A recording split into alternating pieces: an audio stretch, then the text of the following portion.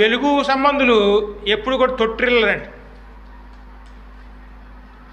వాళ్ళు ఎలా మొదలుపెట్టారో అలాగే ముగించుకుని వెళ్ళిపోతారండి. కానీ చీకటి సంబంధులు ఎలా ఉంటుంది, ఎప్పుడు ఏ పురుగు వస్తుందో ఏ ఆపద వస్తుందో మనకు తెలియదండి. అది మన ఇంట్లో ఉన్నాం కదా లేకపోతే అక్కడ ఉన్నాం కదా అనుకుంటాం. మనం ఎక్కడ ఉన్నా సరే మన పక్కనే ఆపద ఉంటుందండి. ఎందుకంటే మనం ఉన్నది చీకటి సంబంధులుగా ఉన్నామండి. చీకటితో ఉన్నాం. మనం ఏదో రకంగా మన మీద అది దాడి చేయటానికి సహాయం వస్తుంది. కానీ రక్షించే వాళ్ళు ఎవరు